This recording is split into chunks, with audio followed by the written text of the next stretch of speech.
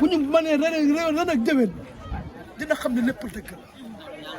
dafa yaakaar dafa tëb mais dalagul tëb na waaye dalagul te jàmmam dina jeex ndax du am jàmm képp koo xam ne war nañ koo interpeller ci dossier bi dinañ ko ci interpeller muy commencé muy le premier ministre Ousmane Sonko ndax lii mi ngi bëgg a bëri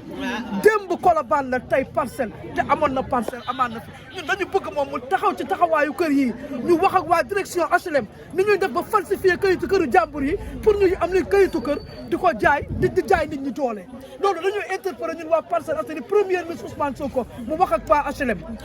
ku ñu mënuñu jënd kër HLM saa ñu moom kër gi signer le certificat de vente fan la lii am ci àdduna moom la tax dañ koy interpeller na wax ci HLM na wax ak HLM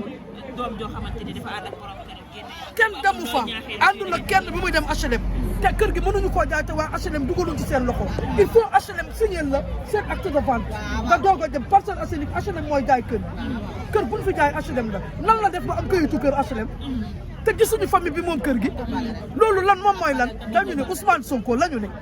jubalam jubbanteem boobu na ko commencé ci direction HLM nañu wax ak ñoom ñu taxaw ci kër yi Parcelles Assainies ñu jàppale ñu suñu kër yi ndax ay jigéen la ko dëkk ay néew si doole ay orphelin ñu may ñu jàmm suñu kër yi ñuy jaay dañu indil ay problème moom rek lañ ciy déglu te ñu ngi ko ciy interpellé te ñu ngi ko ciy xaar nag ci wax ndax ñu tàyyi nañu koo xam ne kër yi nee nañ la Parcelles Assainies mënoo fee jënd kër te demoo direction HLM kër gi Ousseynou Ndiaye moo ko moom bu ci Ousmane bu ci Diouf amee bu ci turam nekkee kon HLM ñoom ñoo ko signé keneen kan moo ko koy signé kan moo la àndal dem signé certificat de vente ku ko jox ban procès verbal la def pour mu def ko fan la yan héritier ñoo ko signé benn héritier signé lu ko dafa jaar ci seen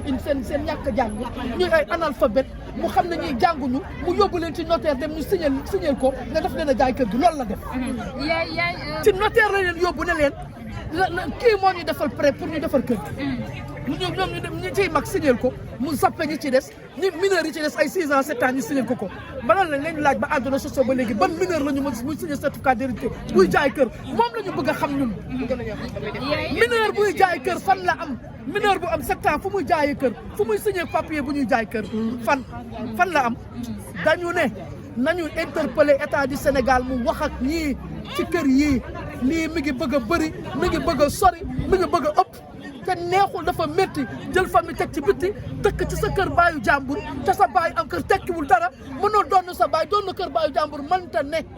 lii du sedd te nit ñi duñ ko bàyyi tey duñ ko bàyyi ëllëg lu ci taxawaayu nit ci koñ bi dinañ ko ci taxaw dinañ interpeller justice interpeller nag Ousmane Sonko moom dañ koy interpeller directement la ñu wax nañu jàppale ci direction HLM la ñu bëgg nañu jàppale ci direction HLM kër yi ñuy jaay Parcelles Assainies te teguwul ci yoon nañ ci wax ndax sonn nañu nag lii mi ngi bëgg a bëri di génne ay famille ci mbedd dëkk ci sa kër neexul lii dafa métti waaw masala ñu sonn nañu